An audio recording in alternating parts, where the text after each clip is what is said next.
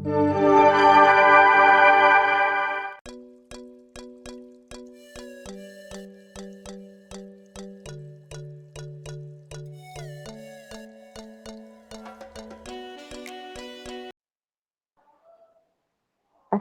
Pak Iqbal, apa kabarnya? Kelihatannya tambah segar nih. Waalaikumsalam Bumi. Ya Allah, Bumi kemana aja ini? Saya nyari-nyari Bumi. Saya pengen ngobrol banyak sama Bumi. Bumi nggak nongol-nongol. Sehat Bumi, alhamdulillah saya sehat. Alhamdulillah. Alhamdulillah sehat. Mau ngobrol nih, apa-apa? Apa tujuan pertemuan kita nih? Apa yang mau kita obrolin nih? Gimana?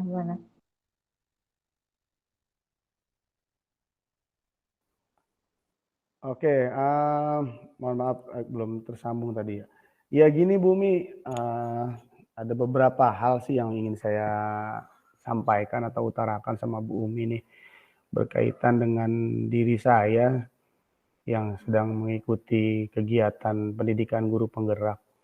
Nah, dalam pendidikan guru penggerak itu kan ini sangat buat saya luar biasa banget, mulai dari materinya, kemudian dari pengajar praktiknya sampai ke fasilitatornya itu memang semua memberikan apa ya dampak yang positif banget buat saya pribadi terutama ya.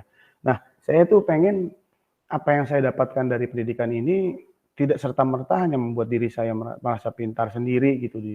Saya tuh pengen teman-teman saya juga ikut merasakan gitu bagaimana sih pembelajaran yang baik itu seperti apa, kemudian menangani anak itu seperti apa. Nah, ini yang ingin saya sampaikan adalah ingin bagaimana saya bisa berbagi praktik baik ke teman-teman, kemudian bisa melakukan pengimbasan dengan apa yang sudah saya dapatkan sejauh ini nih dari pendidikan guru penggerak itu. Nah, cuman ketika saya berusaha untuk melakukan apa ya, berbagi praktik baik tadi seperti pengimbasan dan lain-lain, saya mendapati hambatan atau ada apa ya, semacam kesulitan lah mungkin buat saya juga ya. Ternyata setelah saya amati itu hambatan-hambatannya itu seperti kayak guru nih kurang motivasi untuk meningkatkan kualitas pembelajarannya. Kemudian masih rendah juga rasa keingintahuan terhadap perubahan dalam pendidikan. Sedangkan kan pendidikan itu berjalan dinamis ya, terus bergerak, terus mengikuti perkembangan zaman. Sedangkan kalau kita sebagai guru hanya diam di tempat, tidak mengikuti perubahan, tidak mau meningkatkan kualitas diri, pada akhirnya kan akan berimbas kepada murid. Kemudian kualitas pembelajaran juga pun semakin lama ya segitu-gitu aja nggak ada peningkatan. Nah ini yang mau saya rubah. Nah saya ingin tuh teman-teman juga merasakan apa yang saat ini sedang saya pelajari gitu. Jadi teman-teman juga punya efek yang baik gitu untuk anak-anaknya juga. Itu sih Bu Umi yang ingin menjadi keresahan saya yang ingin saya obrolin untuk hari ini Bu Umi. Jadi lagi galau nih ceritanya ya. Dan ada rasa greget tersendiri memang ketika kita melangkah lebih maju, terus kita ingin sekali mengajak rekan-rekan untuk maju, tapi mereka belum ada keinginan untuk ke situ gitu ya. Terus apa nih yang ingin didapat dari obrolan kita hari ini?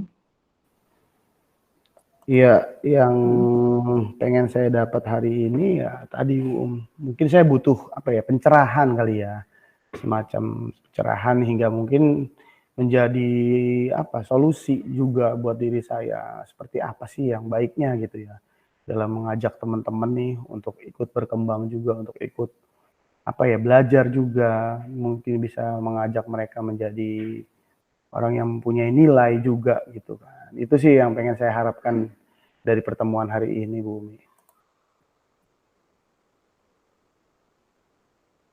Ya, dari hambatan-hambatan yang tadi disampaikan sama Bapak tadi apa istilahnya kesempatan yang Pak Iqbal miliki saat ini dari hambatan-hambatan yang tadi disampaikan? Kesempatan yang saya miliki saat ini ya, saat ini saya punya kesempatan bagus ya, artinya kesempatan yang jarang orang punya gitu. Jadi itu mengikuti pendidikan guru penggerak. Nah, setiap orang pasti tahu lah untuk menjadi seorang yang bisa mengikuti kegiatan pendidikan ini kan nggak semua orang punya kesempatan yang sama. Artinya ketika kita terpilih berarti kan saya punya kesempatan yang baik nih. Dan saya juga punya apa ya modal baik dengan materi pembelajaran yang sudah saya dapatkan hingga hari ini dari pendidikan guru penggerak itu bisa menjadi kesempatan saya untuk apa ya, untuk menghadapi tantangan atau hambatan tadi. Yang kedua itu dukungan ya. Kepala sekolah saya alhamdulillah saya dapat kepala sekolah yang baik. Artinya sejauh ini sih saya selalu dapat dukungan dari beliau, juga wakil kepala sekolah sama rekan-rekan guru senior juga alhamdulillah saya punya kesempatan baik nih dari teman-teman juga, dari ekosistem sekolah juga baik. Gitu Bumi. Betul. Sama berarti karena kita punya value yang sama ya. Kan ada banyak gitu kan dukungan gitu. Nah, kalau melihat posisi rekan-rekan yang ingin dikembangkan gitu oleh Pak Iqbal dari range 1 sampai 10 di skala 1 sampai 10 itu kira-kira posisi teman-teman itu berada di mana gitu karena kan mereka belum ada rasa move on gitu ya dari kurikulum yang lama gitu. Gimana? Ya, kalau dilihat dari skala ya 1 sampai 10 mungkin saat ini masih dalam apa di tengah-tengah kali ya Bumi ya. Karena masih transisi dari kurikulum Merdeka ke kurikulum 2013 ke kurikulum Merdeka ini ya. Mungkin masih kalau saya bisa ukur di angka 5 atau 6 karena masih banyak nih dari guru-guru yang belum menerapkan konsep Merdeka Belajar seutuhnya. Jadi perpindahan dari kurikulum 2013 ke kurikulum Merdeka itu hanya sebatas perpindahan administrasi. Jadi cara mereka mengajar, cara mereka menyampaikan pembelajaran, menciptakan pembelajaran di dalamnya itu masih terpola dan terkonsep dengan apa ya, kurikulum sebelumnya gitu. Jadi memang dari nilai-nilai dasar Merdeka Belajar itu belum terlihat menurut saya sejauh ini. Nah, saya dapat istilahnya berarti Bapak itu sebetulnya punya potensi, punya kekuatan, punya power yang sebetulnya punya kualitas yang tidak dimiliki oleh rekan-rekan sejawat gitu kan, oleh mereka gitu. Karena kan mereka masih ada di skala 5 ya, berarti kan Bapak punyalah ukuran atau skala yang ideal gitu. Seperti apa tuh skala idealnya? Ya, kalau menurut saya kalau kita bicara ideal ya jelas pasti di atas tadi ya.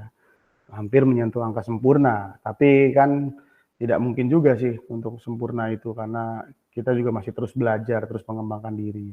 Kalau menurut saya skala ideal dalam ukuran saya itu paling di angka 8 atau 9 ya Bumi. Artinya setiap guru itu sudah memberikan pembelajaran yang sesuai dengan nilai-nilai Merdeka Belajar. Seperti halnya apa pembelajaran yang berpihak pada murid, kemudian bagaimana pembelajaran itu disesuaikan dengan minat dan bakat muridnya, dengan gaya belajar muridnya, hingga faktor sosial dan emosional siswa juga perlu diperhatikan. Bahkan dalam kelas juga perlu adanya juga budaya positif. Nah, itu yang selama ini kita dapat, pengen sekali saya tularkan ke mereka. Ya, itu menurut saya kalau ideal itu ya seperti itu. Jadi untuk bicara tentang ideal di skala ya skala 8 atau 9 ya untuk saat ini. Sebetulnya ini loh, apa sih namanya? eh, Kelemahan mereka itu adalah kekuatan kita untuk menyusup, menginfiltrasi sebagai peluang kita gitu untuk masuk agar mencapai skala 8 itu kan karena kan bisa mengimbaskan ilmu guru penggerakan dengan modal kekuatan yang Bapak miliki kan. Nah, peluang-peluangnya itu seperti apa? Kekuatan yang Bapak untuk dikembangkan gitu menjadi hasil akhir yang ingin dicapai itu.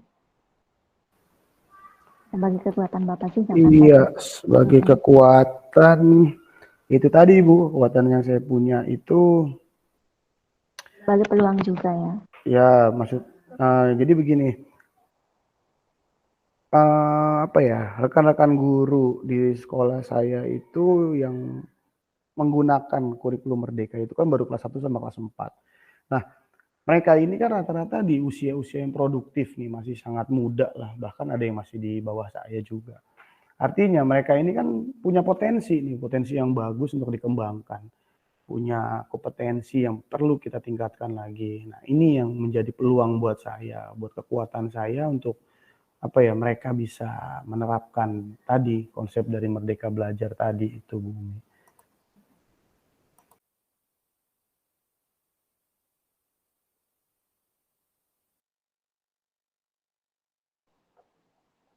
Oke, berarti untuk mencapai itu kan pasti ada ya hambatan gitu.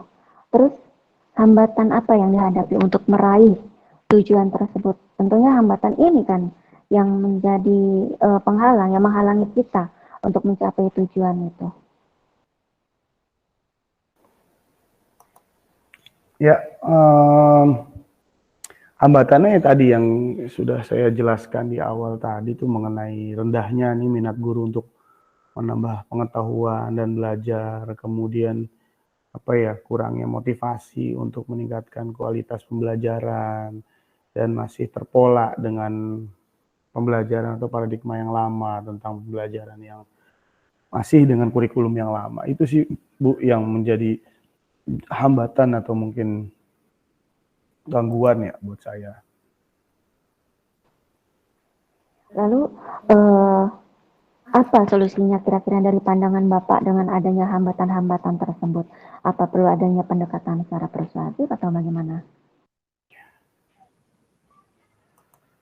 Ya, menurut saya sih pendekatan solusinya yaitu membuat apa ya namanya, membuat lingkar pengaruh ya mungkin ya. Artinya saya membuat mereka apa namanya, lebih lebih apa ya, mau gitu mengajak mereka tuh secara secara komunikatif. Artinya saya ngomong melakukan pendekatan-pendekatan yang secara personal dulu. Apa nih, nanya dulu nih, apa nih, gimana nih tentang Merdeka Belajar? Kira-kira udah berjalan sejauh mana ya? Paling sebatas pertanyaan itu dulu untuk memantik, sebagai pemantik. Nah, pada akhirnya ketika dia menemukan permasalahan, nah itu kan saya bisa kembangkan mereka di situ. Nah, sejauh ini sih yang saya lakukan, mungkin saya akan membuat tadi lingkar pengaruh dulu, kemudian saya ajak mereka secara komunikatif dengan berkolaborasi juga. Nah, menurut saya ini mungkin akan berjalan lebih efektif ya. Ya, berarti ada solusi ya. Lalu gimana rencananya? Apa saja gitu untuk mengejawantahkan solusi-solusi tadi untuk merealisasikannya gitu. Ya, rencananya sih dari solusi yang tadi sudah saya utarakan, mungkin saya akan motivasi ya, pertama tuh motivasi rekan guru untuk ayo yuk belajar yuk, ayo yuk kita tambah lagi yuk. Nah, mungkin biar mereka juga tergugah juga kan untuk mau menambah pengetahuan, kemudian mau meningkatkan kompetensinya. Nah, yang berikutnya ya mengajak mereka untuk terus belajar, menjadi pembelajar sepanjang hayat. Jadi jangan hanya sebagai guru itu setelah menjadi guru selesai kita belajar. Ternyata kan tidak, kita harus terus belajar sepanjang hayat. Karena ilmu itu kan terus bergerak dinamis ya, makanya kita harus mengikutinya dengan cara apa? Yaitu tadi mengajak mereka untuk jadi pembelajar sepanjang hayat. Dimanapun, kapanpun kita harus terus berusaha untuk terus belajar dan menambah pengetahuan. Yaitu rencana yang akan saya jalankan. Keren ya. Belajar sepanjang hayat. Utlubu ilmu minal mahdi ilal lahdi. Belajar dari buayan hingga ke liang lahat. Oke, dari rencana Bapak tadi apa yang menjadi prioritas dari rencana tersebut? Prioritasnya ya tadi yang pertama banget itu adalah bagaimana kita bisa merubah mindset atau cara berpikir ya. Nah, ini bagaimana cara berpikir dengan paradigma lama, kemudian bisa menerapkan dengan pemikiran dari filosofi Ki Hajar Dewantara yang bisa memberikan nilai-nilai dalam pembelajaran. Artinya kan dari pemikiran Ki Hajar Dewantara ini kan sangat baik banget ya. Ada bagaimana kita bisa menuntun anak sesuai dengan kodrat alam dan zamannya, kemudian memberikan pembelajaran yang berpihak kepada murid. Nah, kalau misalkan pemahaman mereka sudah terbentuk dengan adanya pemikiran-pemikiran dari Ki Hajar Dewantara ini kan artinya bakal merubah cara pandang mereka tentang pendidikan itu seperti apa sih. Kita harus seperti apa terhadap murid, bagaimana kita bisa menciptakan suasana kelas yang menyenangkan, bisa memberikan pembelajaran yang bermakna. Itu yang pertama sih, yaitu tadi saya akan merubah mindset atau cara berpikir mereka yang Iya menjadi betul. prioritas. Iya, pemahaman dulu ya, karena kan akarnya kan dari pemahaman ya. Terus strateginya untuk mencapai itu? Strateginya ya pertama jelas ya, harus apapun kita tetap akan berkoordinasi dengan stakeholder ya, pemangku kepentingan di sekolah, yaitu kepala sekolah dan wakil bidang kurikulum mungkin yang berkaitan dengan pendidikan. Dan juga agar bisa memfasilitasi nih ke bentuk-bentuk kegiatannya itu seperti apa. Nah, kemudian yang lebih tidak kalah penting itu ya membuat komunitas praktisi. Jadi rencana saya ini guru yang sudah menerapkan atau menggunakan kurikulum Merdeka ini, saya akan membentuk komunitas praktisi. Tujuannya apa? Sebagai wadah buat saya dalam berbagi praktik baik dalam pembelajaran. Nah, dari situlah kita bisa saling berkolaborasi, kemudian bisa saling merefleksikan diri nih, saling bertukar pikiran, bertanya apa sih yang menjadi kekurangan kita nih selama pelaksanaan, bagaimana sih solusinya, atau mungkin apa yang harus kita perbaiki bersama. Nah, itu kan bisa menjadi apa ya, strategi buat saya juga. Butuh waktu berapa lama perkiraannya? Ya, untuk jangka waktu awal sih dalam menerapkan strategi tadi, saya alokasi waktu sekitar 1 bulan kali ya. Mungkin untuk sebagai tahap awal nih melihat perubahan awal dari penerapan strateginya. Nah, kalau ini sudah berjalan dari perubahan paradigma berpikir tadi, nah jadi bisa terus nih berkesinambungan. Kita bisa masukkan lagi tentang hal-hal yang lain tentang berkaitan dengan merdeka belajar, kemudian tentang pembelajaran yang berdiferensiasi seperti apa, kemudian bagaimana kita bisa menerapkan apa ya, budaya positif lah di sekolah terutama itu. Nah, dari kegiatan tadi yang secara berkesinambungan itu juga harus ada kegiatan refleksinya di setiap pertemuan. Jadi mungkin di awal itu tadi 1 bulan sebagai langkah awal untuk melihat perubahan, kemudian dilanjutkan nih dengan kegiatan-kegiatan lagi yang secara kontinu. Jadi tidak berhenti hanya sebatas 1 bulan itu. Inginnya harapan-harapan itu kan bisa tercapai ya, bisa berhasil. Tapi ada dong ya ukuran keberhasilan dari harapan-harapan yang ingin Bapak capai. Ukuran keberhasilan, ditanya keberhasilan berarti kan artinya kita mencapai tujuan ya. Nah, ukurannya sih kalau menurut saya yang ideal itu bagaimana yang utama ada cara berpikir mereka telah berubah nih dalam memberikan apa ya, pembelajaran yang bermakna dan berpihak pada murid dan bisa menjadi among. Menurut GHD itu kita kan sebagai among di sekolah yang menuntun siswa mencapai kodrat, kemudian mencapai kemerdekaannya juga dalam belajar. Nah, keberhasilan lainnya itu tadi bagaimana guru bisa apa ya, menciptakan iklim atau suasana belajar itu menjadi lebih menyenangkan bagi siswa. Artinya siswa yang mempunyai gaya belajar yang berbeda-beda, karakteristik yang berbeda, minat yang berbeda itu terakomodir dengan pembelajaran yang berdiferensiasi ya. Kemudian dengan sosial emosional siswa juga bisa terpenuhi di situ. Dan lebih utamanya lagi dalam lingkup yang besar, kita bisa menerapkan budaya positif nih di sekolah. Menjadi suatu habit atau kebiasaan yang baik. Artinya sudah penuh dengan kesadaran semua warga sekolah itu bisa menciptakan budaya positif, menjalankan budaya positif dengan penuh kesadaran. Dengan uraian tadi yang Bapak sampaikan, pastinya adalah ya gangguan-gangguan kan dengan adanya dinamika peserta didik kita gitu. Lalu bagaimana cara mengantisipasi untuk mencapai keberhasilan itu? Kan ada lah ya kan pastinya hambatan-hambatan atau gangguan-gangguan gitu. Iya pasti itu akan selalu muncul yang namanya tidak akan mudah juga sih, tidak akan berjalan mulus sesuai dengan rencana. Itu pasti akan ada yang namanya hambatan atau gangguan. Nah, bagaimana saya bisa mengantisipasi itu? Yang pertama itu bagaimana saya berusaha untuk tetap menjaga fokus saya nih tentang rencana saya dari awal itu seperti apa hingga sedang berjalan itu seperti apa. Nah, itu harus tetap fokus nih pada tujuan akhirnya ingin seperti apa. Kemudian menjadikan gangguan tadi atau hambatan yang kita dapatkan ketika muncul adalah bagaimana ini tuh menjadi tantangan agar agar kita bisa memecahkan hambatan tersebut, kemudian bisa menemukan solusi yang baik.